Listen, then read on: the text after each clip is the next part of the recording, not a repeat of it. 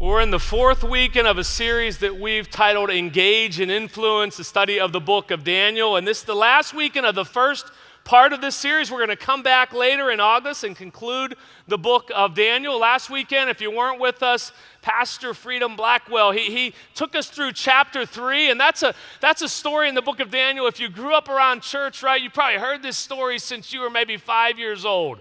You know, this story of King Nebuchadnezzar that sets up this statue and makes everybody worship it, or else they're going to face the fiery furnace, right? And these three young teenagers, Shadrach, Meshach, and Abednego, say, no can do, King, right? We know and trust our God. Throughout all of history, our God has told us and warned us about worshiping other idols, so we can't do it. And if it means the fiery furnace, then so be it.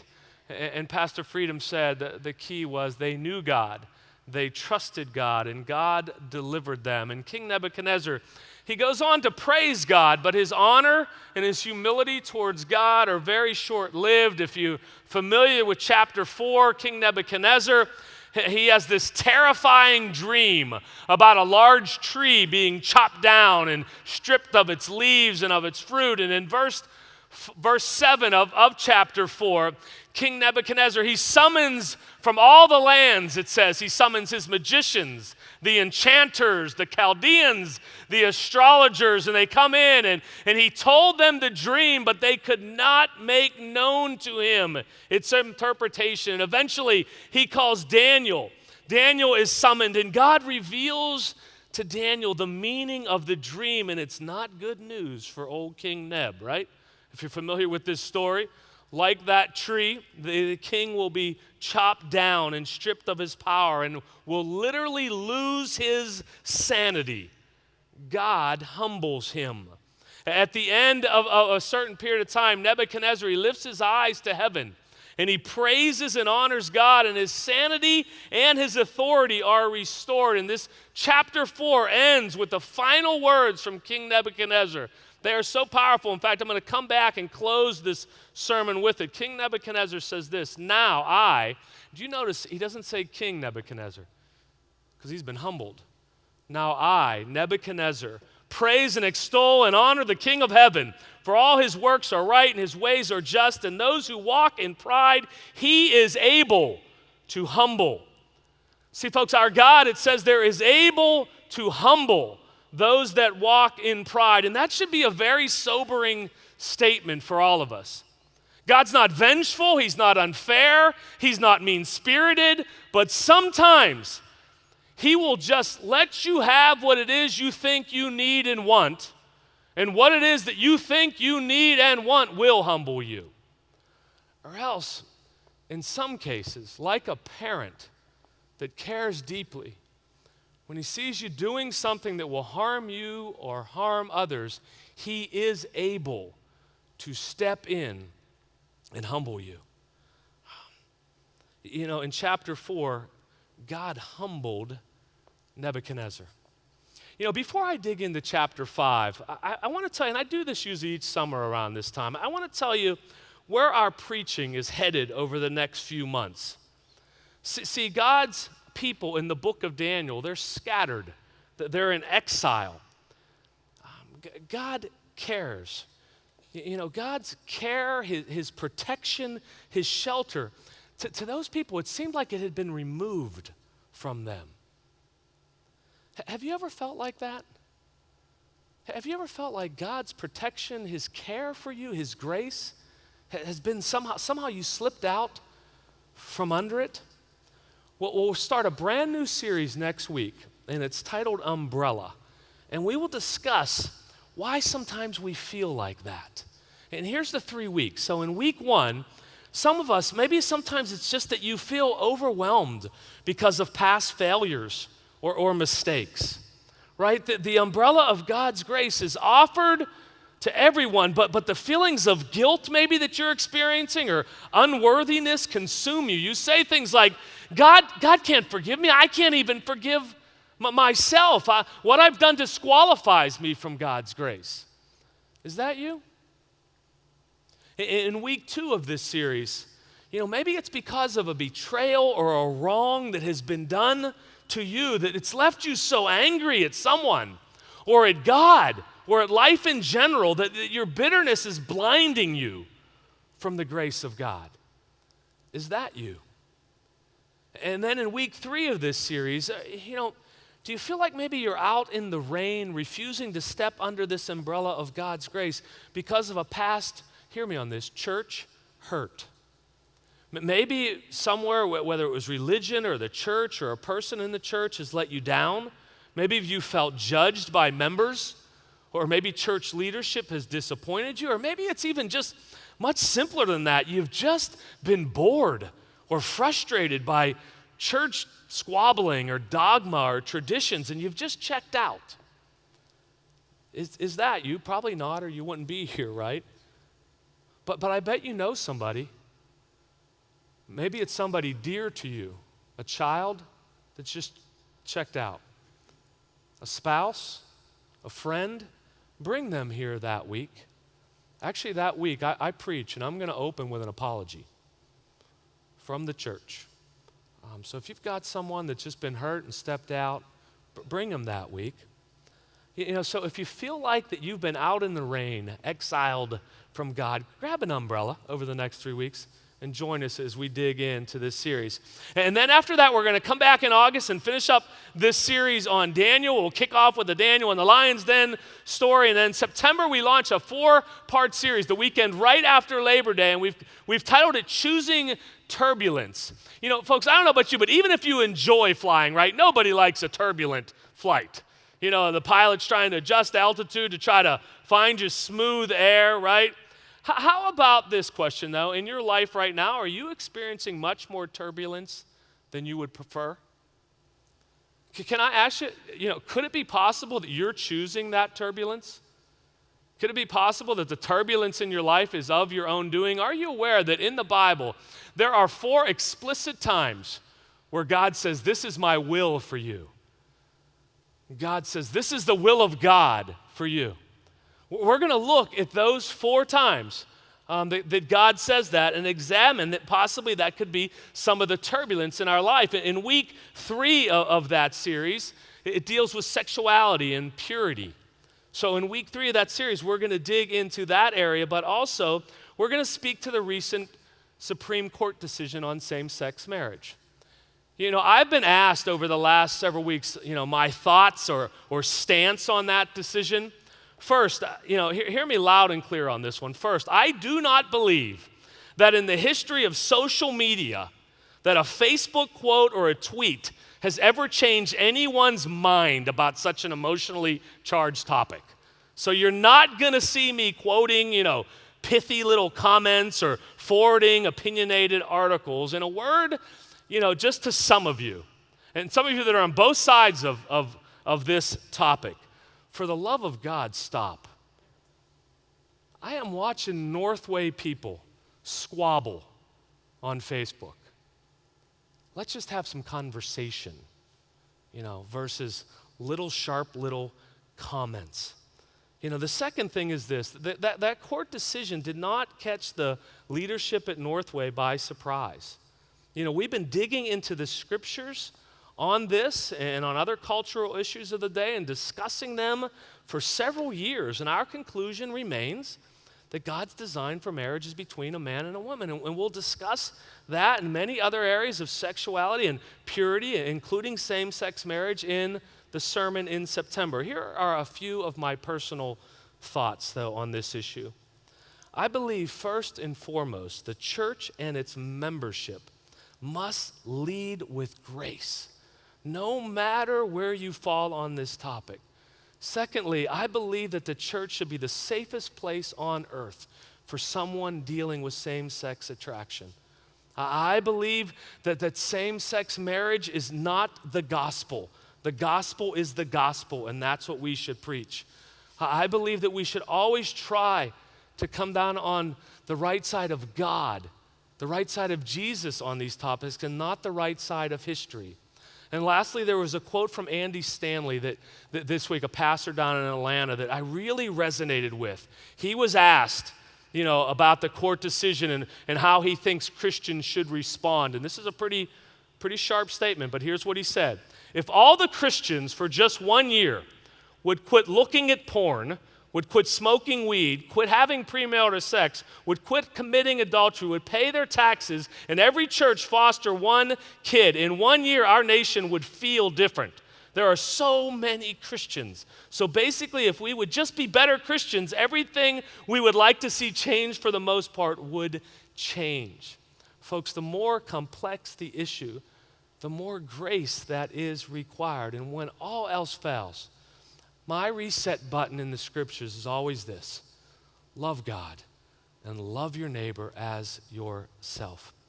So, there you have it. That's where we're headed over the next several months. Important topics, challenging topics in the gospel. That is what we will preach from this platform, truth, and we will do it with grace. So back to the book of Daniel. A good number of years has elapsed. And in chapter 5 opens with King Belshazzar now in charge of the region. Most scholars, get this, believe at the time of chapter 5 in this story of Daniel that he is most likely 60 plus years old. Possibly Daniel is even as old as 80 in this text. As a teenager, Daniel experienced the fall of Jerusalem. Israel was defeated, its temple was plundered, and their people were scattered and exiled. And Daniel is now a senior citizen. And Belshazzar has replaced his predecessor, Nebuchadnezzar. And the text tells us that Belshazzar is throwing a party in chapter 5 for 1,000 plus people, which is most likely deteriorated into a several-day drunken orgy. So in chapter 5, verse 2, here we go.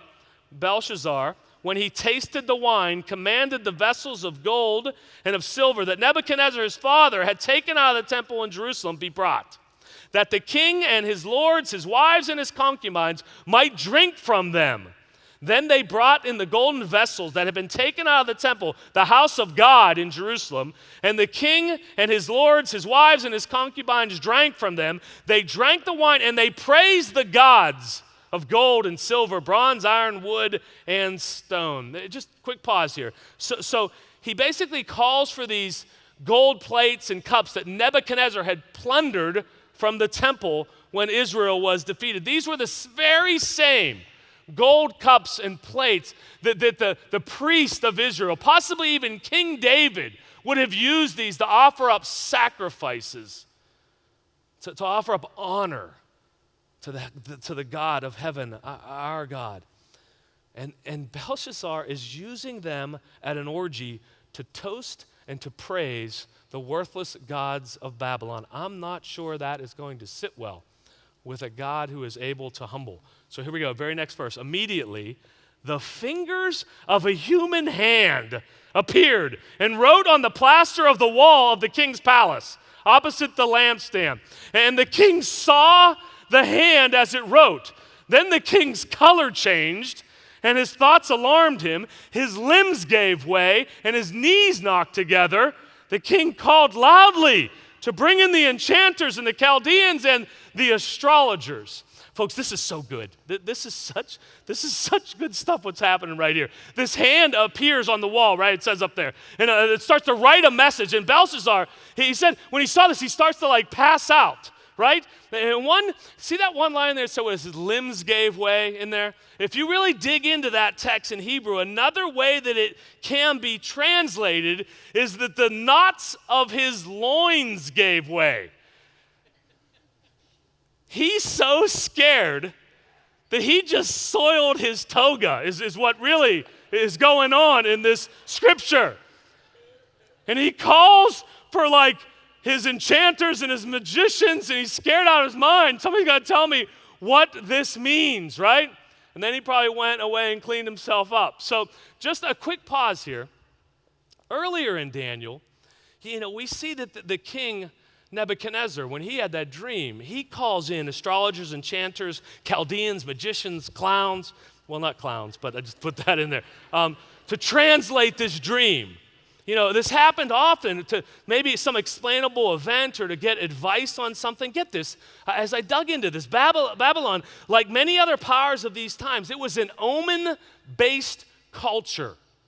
See, large numbers of tablets dealing with omens have been found in ancient archives. Almost anything could be an omen at this time, and it was recorded in these volumes, literally encyclopedias full of omens, right? So these could be dreams or animal movements or patterns of smoke rising, stars in the skies, zodiac signs, tea leaves in the bottom of a cup. This is the history of some of these things that we still see today. This is what they are rooted in. See, they would have recorded all this stuff constantly. And then let's say that like a famine would hit, right? Or maybe they had this great victory in battle. They would say, oh, look, now we can see if the stars were aligned a certain way, then we recorded that. That means that there's a famine coming. Or, if the dreamed a certain dream, then the last time that happened, that meant that we were going to have victory. So that would be our omen. When Belshazzar, when he called his sort of clown posse together, and they didn't just like look at each other and go, you got anything on a handwriting on a wall? No, I got nothing. No, they went and they consulted these encyclopedias maybe for days, looking for something, and they came up with nothing because omens are worthless. I want to say something here to some of you, and some of you, I know you're going to think I'm being ridiculous and I'm being way too uptight. But if there's anyone across our campuses today, and you are going to fortune tellers, card readers, mediums, psychics for advice, stop it. They are the clown posse of today. And folks, they are worthless, and I just want to push this a step further. They are not harmless little carnival games. They are dark and evil to the sight of God. Deuteronomy's 18:10 says this: anyone who practices divination or tells fortunes or interprets omens or a sorcerer or a charmer or a medium or a necromancer or one who inquires of the dead, for whoever does these things is an abomination to the Lord.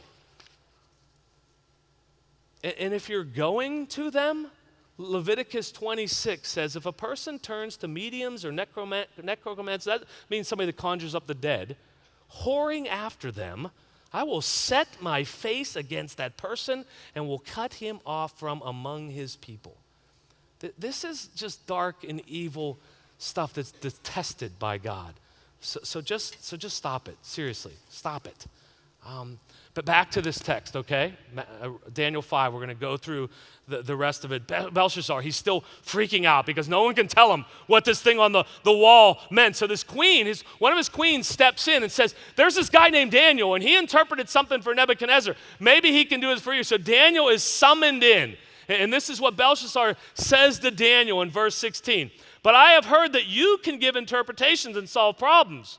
Now, if you can read the writing and make known to me its interpretation, you shall be clothed with a purple robe and a chain of gold around your neck, and you shall be the third ruler in the kingdom. Then Daniel answered and said before the king, let your gifts be for yourself and give your rewards to another. Nevertheless, I will read the writing to the king and make known to him the interpretation. Daniel was basically saying, keep your stuff, but change your diaper because I got some bad news for you, king.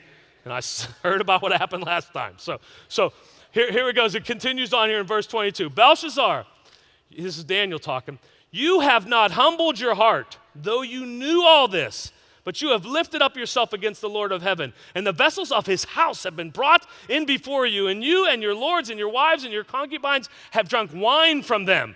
And you have praised the gods of silver and gold, of bronze, iron, wood, and stone, which do not see or hear or know, but the God in whose hand is your breath, and whose are all your ways, you have not honored.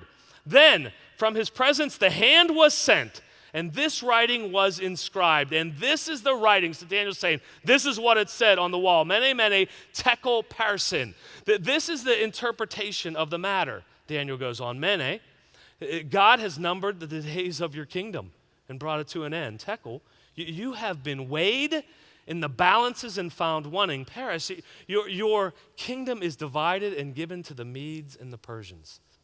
Then Belshazzar gave a command.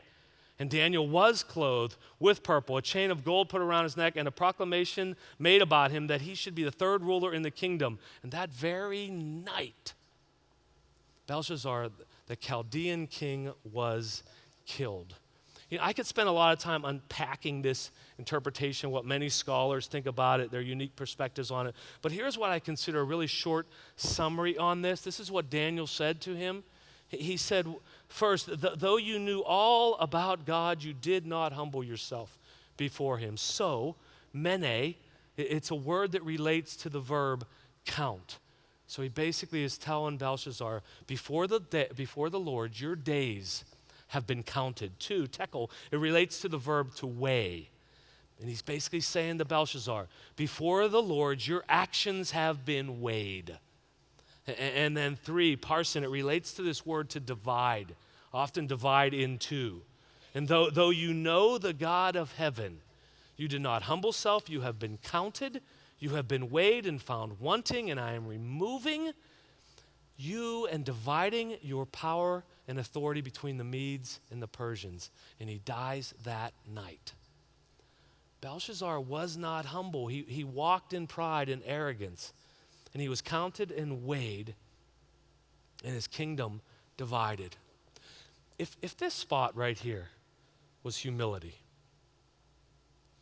and as we drift over here, this represented pride, and maybe even over there somewhere, arrogance.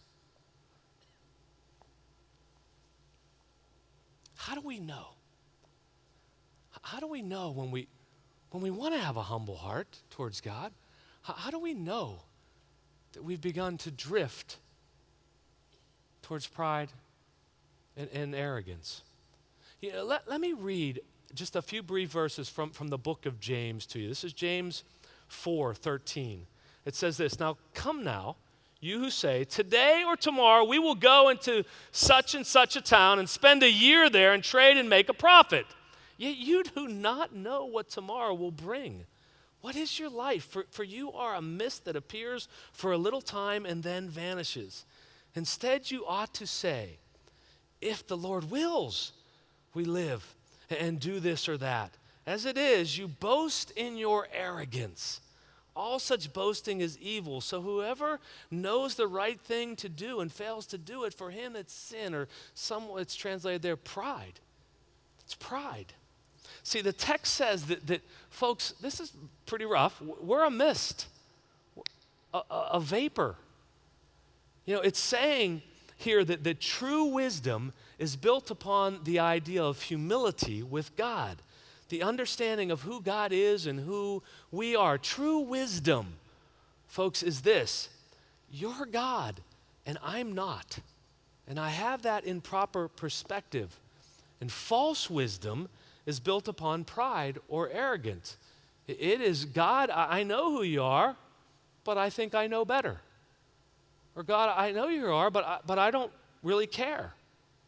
And this text is also saying something so important here, that there isn't anyone across all our campuses today that whose entire life can't change with a single cell phone call when you walk out the door. The Bible says over and over that God is all-knowing, all-powerful. He is everywhere at once, and we are not. And any grounds that we think we have before God for boasting, for swagger, for self-exaltation are foolish. So if I could, real quickly, I want to give you what I call 3 swagger checks, right? So see if you've possibly maybe drifted from here over into pride. You got a swagger going, and maybe you're even headed over into arrogance. Real quickly, number 1 is this. Do you understand and acknowledge your weaknesses? Pretty simple, right? Because if you're walking in pride, then you don't think you have many weaknesses. So a swagger check on this one, though, for you is this. Have you acknowledged them to someone lately? Have you opened up about your weaknesses? About stuff that you're struggling with? That's a real sign of humility. When I interview someone and I ask them, hey, give me some of your strengths and some of your weaknesses, and they rattle off 10 strengths. And then I ask them about a weakness and they can't identify one. I put their resume in the trash because you're not confident, you're just arrogant. We all have weaknesses. Know yours and then acknowledge them to others. The second swagger check is this: are you a curious person? Curiosity is simply a playful acknowledgement that you don't know everything. See, as you grow in your knowledge and understanding of God, please do not lose the curiosity about Him. See, I think our bent is sometimes when we grow older, it's to get crusty and sort of set in our ways about God, right? King David, and a guy that knew God as well as anybody, in Psalm 8:3 says, "When I consider your heavens, the work of your fingers, the moon and the stars which you have set in place, what is mankind that you are mindful of them, human beings that you care for them?" King David is saying, when I consider, when I'm even curious about the moon and the stars, you blow me away by revealing something else about how much you care about me. So here comes the swagger check around this one. Are you the person that always has to throw his or her 2 cents in about everything? Do you think you have a fact or an opinion, something to add to every conversation about anything? See, that's the inability to allow someone else to be an expert. That's the inability to learn something new from someone else. That's the inability to be curious. And if you're that person, then I'm telling you, you're moving. The third check is this: how are you at acknowledging others? Do you speak life into people? Do you thank people? Do you readily give credit to others? So here's the swagger check number 3. If you are always the hero of every success due to your hard work or it was your great idea, then you're arrogant. And I didn't say probably or possibly before that. I said that you're prideful or arrogant. You know, in every opportunity in the book that bears his name, Daniel was quick to give credit to God. You know, if you have to wear the cape, right, and you think that everyone should be grateful for super you, then you're pompous and you're arrogant. And I just got to say, I feel sorry for the people in your life. Feel sorry for people that work for you, or your kids, or your spouse, because there's no energy in that. You will become the life-sucking black hole of your relationships. Can't we just give other people some credit? Can't we just breathe life into other people's lives? Right? Can't we speak well and encourage people? Can't that be our focus? See, folks, Jesus knew what he was buying on the cross. And he's never had any buyer's remorse. He is not looking to return any of us. He knew what he was getting. Folks, he knows that it's scary to be us. He knows that we stumble and bumble. He knows that we're fools at times. He knows that we don't have any clue what tomorrow is going to bring. He knows that we will drift into pride and arrogance. And he knew all of that while he was ransoming us on the cross.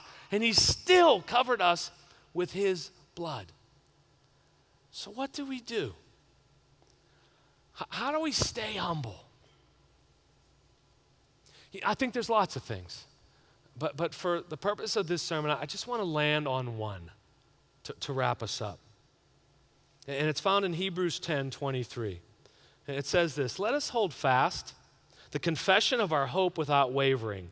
For he who promised is faithful, and let us consider how to stir up one another to love and good works, not neglecting to meet together as the habit of some, but encouraging one another, and all the more as you see the day drawing near." God, folks, hear me on this, commands us to not to neglect meeting together. In this text in Hebrews, it's referring to corporate. It's referring to church gathering. Because, see, I hear people all the time saying something like, well, I don't need to come to church to know God.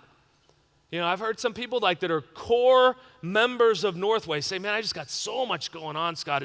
I try to get there every other week, maybe sometimes, when I'm rocking 2 out of 3 weeks. Is your salvation connected to church attendance? No, of course not. However, there is a blessing for you from God that can only happen when you're here. See, there's no way to have a makeup blessing there. You can't just read a little more scripture or add a little bit more prayer time or even watch the sermon online. There is a specific blessing, a favor, a word from God that you can only receive when we gather together. See, when we gather to worship, to hear God's word together, there is a unique blessing. When we gather as a body like this, it's a place for you to humbly confess your weaknesses, a place for you to be curious about who God is and what he's up to in your life. It's a place that when we gather, that we can acknowledge and encourage other people and speak life into one another. And I say this to you as your pastor, but I could very well turn around and sit down right beside you and say this because I'm a fellow Northway member, a fellow believer in God. When we neglect meeting together, we miss a blessing. And consequently, it can cause us to drift towards pride. Belshazzar was full of pride and arrogance. His swagger meter was off the chart, and he was humbled. In Northway, can I just say something to you? Because I've watched sometimes when God has just sort of stepped back in your life and said, all right, that's not good for you. And I know that's what you think you want or need. And God just stepped back and I've just watched you get humbled. And it's hard to watch. And there's other times, man, I've seen God step in, a God that is able and humble someone. On the other side of it, it's often a beautiful thing. You've come through something, but when you're in it, it's no place to be. It just isn't. I would encourage you to really check where you're at on these issues of pride, of arrogance, where you're at in your relationship with God. Are you in a humble posture? And I'll close with Nebuchadnezzar again. I praise and extol and honor the King of heaven. For all his works, they're right, and his ways are just, and those who walk in pride, he is able to humble. I want to invite at our other campuses, the campus leader or campus pastor, to come on and step up, and they'll close out your service there.